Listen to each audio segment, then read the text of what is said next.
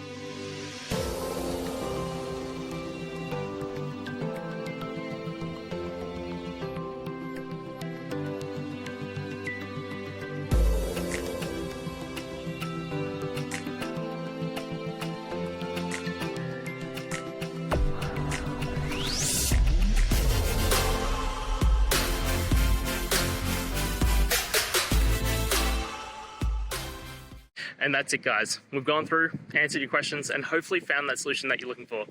If we did, please hit subscribe. I'd really appreciate it.